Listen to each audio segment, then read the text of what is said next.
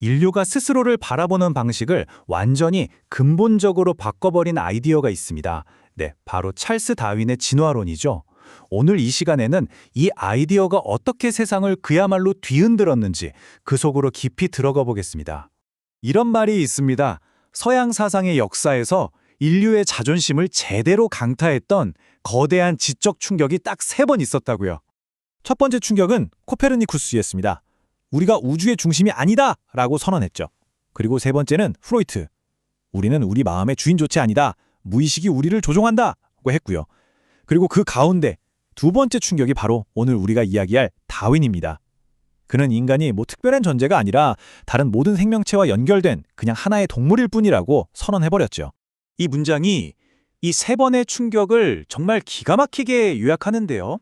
코페르니쿠스는 인간이 우주에서 특별하지 않다는 걸, 다윈은 인간이 원숭이와 다르지 않다는 걸, 그리고 프로이트는 심지어 그 원숭이가 병든 원숭이라는 걸 보여줬다. 정말 인간이 스스로를 대단하게 여겼던 모든 근거가 하나씩 무너져 내린 거죠. 자, 그럼 이 세상을 바꾼 아이디어는 대체 어디서부터 시작된 걸까요?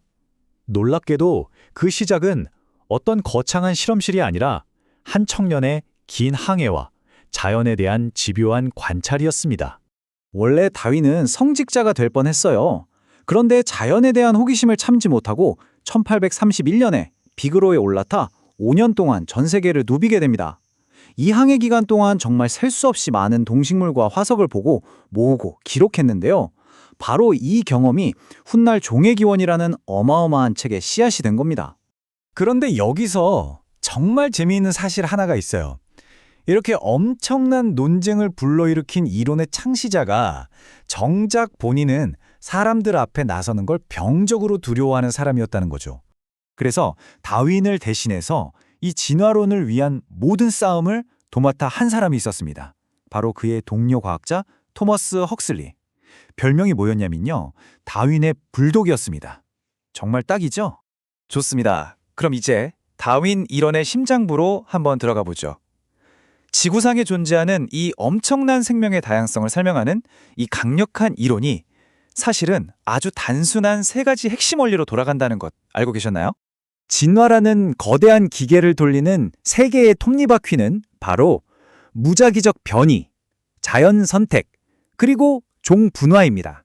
이 3가지가 서로 맞물려 돌아가면서 아주 단순한 생명체에서부터 지금의 이 복잡하고 경이로운 생태계까지 생명의 드라마를 만들어낸 겁니다. 첫 번째 톱니바퀴, 바로 무작위적 변이입니다. 한번 생각해 보세요. 세상에 그 어떤 생물도 100% 똑같진 않죠? 부모에게서 자식으로 유전 정보가 복제될 때 아주 작은 실수나 변화가 생기기 때문인데요. 이게 바로 변이입니다.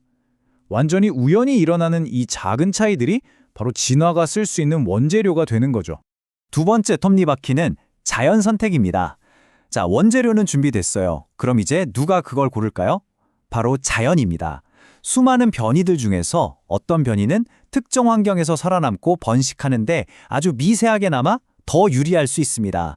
바로 그 유리한 특징을 가진 개체들이 더 많이 살아남아서 자손을 남기게 되겠죠. 이걸 바로 자연 선택이라고 부릅니다. 이 자연 선택을 우리는 보통 적자 생존이라는 말로 많이 알고 있죠. 그런데 여기서 적자라는 말이 가장 강한 자를 의미하는 게 절대 아닙니다.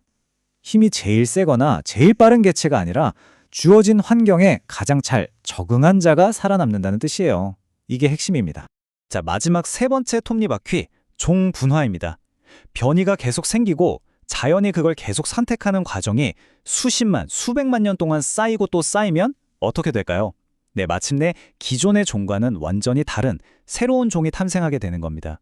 특히 강이나 산맥 같은 걸로 무리가 딱 나뉘게 되면 서로 다른 환경에 적응하면서 이 종분화의 속도는 훨씬 더 빨라지게 되죠.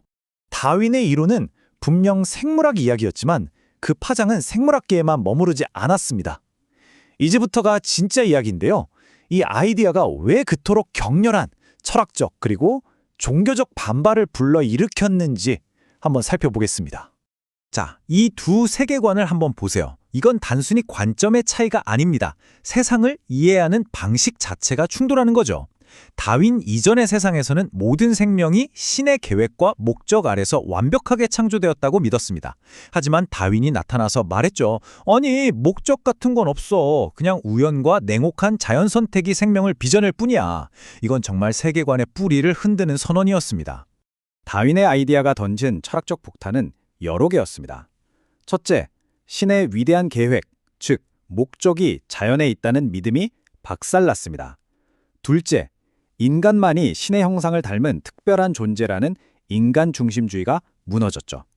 셋째, 모든 종은 불변의 본질을 갖는 게 아니라 끝없이 변하는 과정 속에 있다는 사실을 보여줬고요. 마지막으로 자연에는 선도 악도 없다는 도덕과 무관한 냉정한 현실을 우리 앞에 던져놓았습니다. 당연히 이런 생각에 대한 반발은 엄청났습니다. 1860년 옥스퍼드에서 열린 그 유명한 토론회. 여기서 윌버포스 주교가 다윈의 불독 헉슬리에게 이렇게 비아냥거리면서 물었어요. 그래, 당신이 원숭이 후손이라는 거, 그게 할아버지 쪽 혈통이요? 할머니 쪽 혈통이요? 이 질문에 대한 헉슬리의 답변은 정말 전설로 남아 있습니다. 그는 이렇게 받아쳤죠.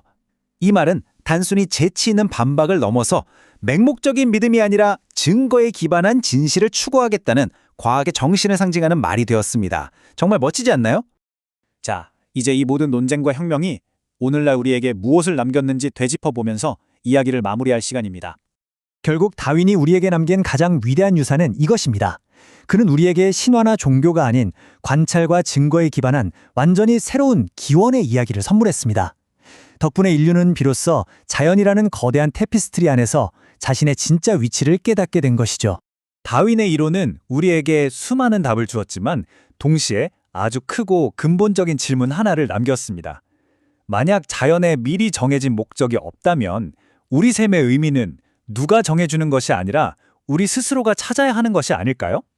이 질문을 여러분께 던지면서 오늘 이야기를 마치겠습니다.